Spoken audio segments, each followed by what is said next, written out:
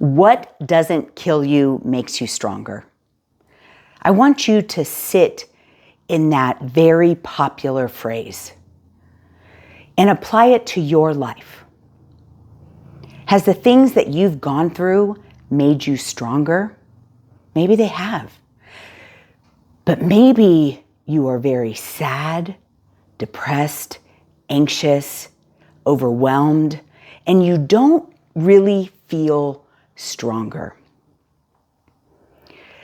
I want so badly for that statement to be true.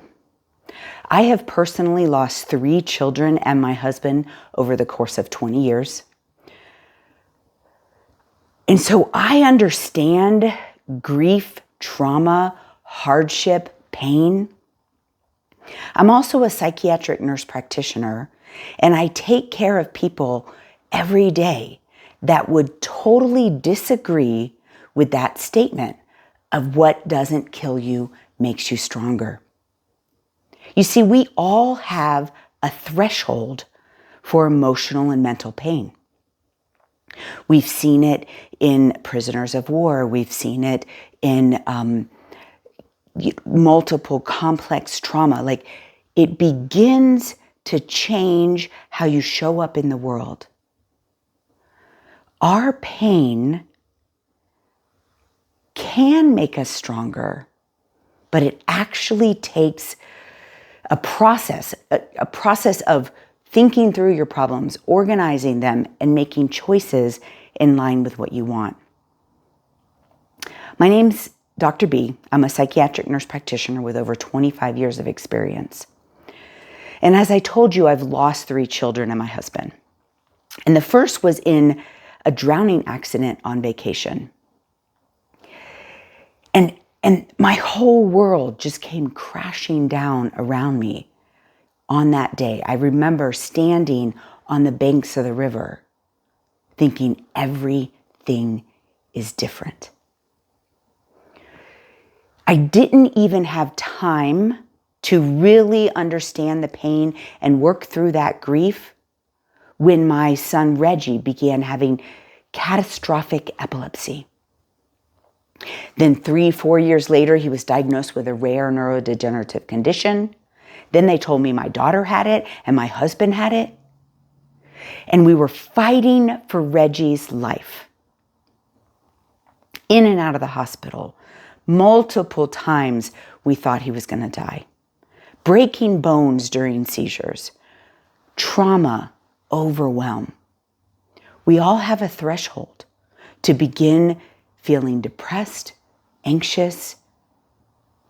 How do we make these things that are happening in our life make us feel stronger? In the midst of that, I was just surviving.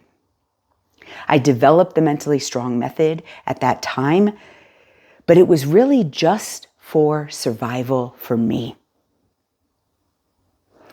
Reggie died in 2016, and I thought, oh, the trauma is over. I was able to take a deep breath, begin to grieve, work through some of the trauma, grieve Johnny's death many years before. And then my daughter died in her sleep.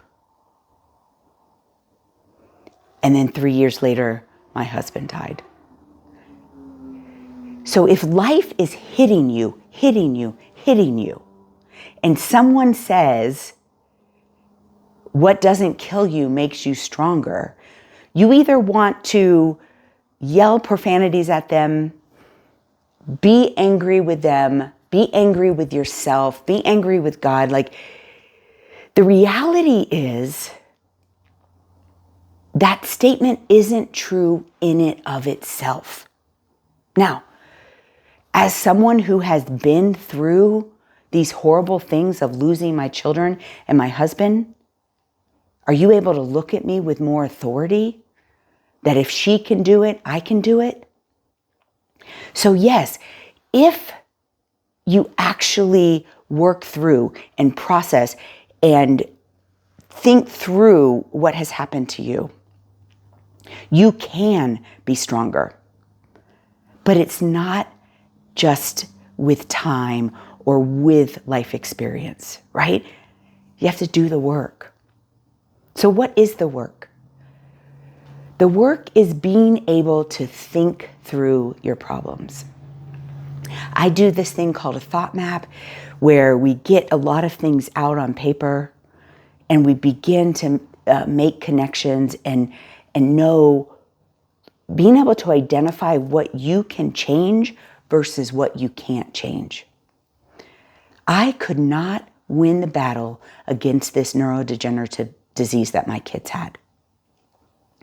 And so when it was just me and my husband left, my husband chose to go on hospice. He chose to let go instead of fight. It was a different type of grief than the fighting for Reggie's life. His life was trauma, and then we lose that battle. And then gently loving my daughter for her to die in her sleep unexpectedly. But when I think through all of those things, I have to take a step back and organize. And I talk about this a lot in my videos of you must separate your grief from your trauma. The pain of losing my children will always be there. If you have pain in your life of losing a loved one, or maybe it is a broken relationship, a divorce, disenfranchised with your children, your adult children, right? There's all kinds of grief. But being able to separate that to the things that we need to let go of. Trauma we need to let go of. But what about injustices? What do you do with the injustice of whatever's going on in your life? What about the anxiety? What behaviors and choices do you have? All of these things are organized differently so that we can make choices. What do I mean by make choices? We can choose to hold on to our trauma, or we can choose to let go of our trauma. We can choose to fight an injustice. We can choose to let go of an injustice. We can choose to manage our anxiety, or we can choose to let it control us. Right? I'm not saying one answer is better than the other, but many times as you go through this process of actually learning from the things that have hurt you, you do become a stronger person. I'd love to get to know you. If you click the link below, tell me a little bit about you. Watch some more of my YouTube videos. You'll be invited to watch the documentary. But really thinking about that statement, what doesn't kill you makes you stronger. It is not just time. It is not just having a difficult life that makes you strong. It's knowing how to work through and learn from the difficulties that you have been given.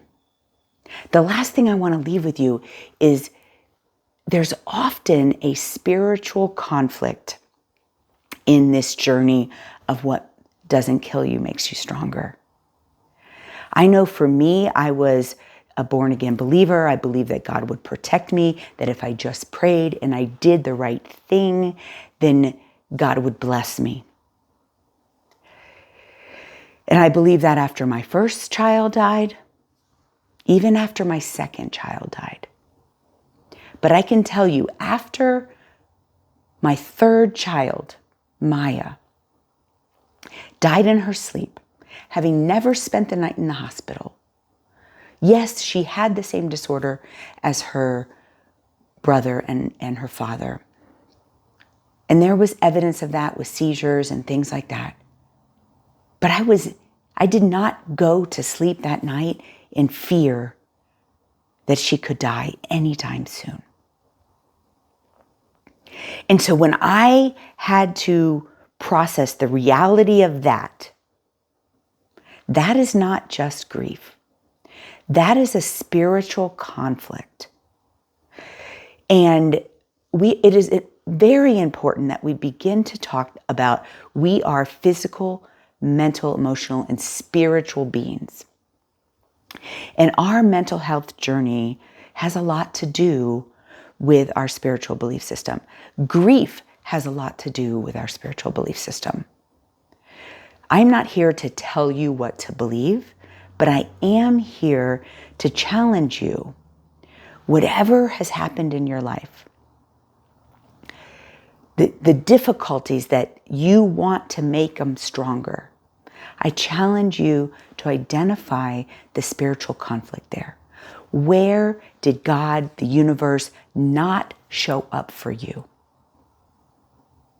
Because that is dealt with differently than trauma or grief or your choices. I truly believe that if we can learn how to learn from our pain,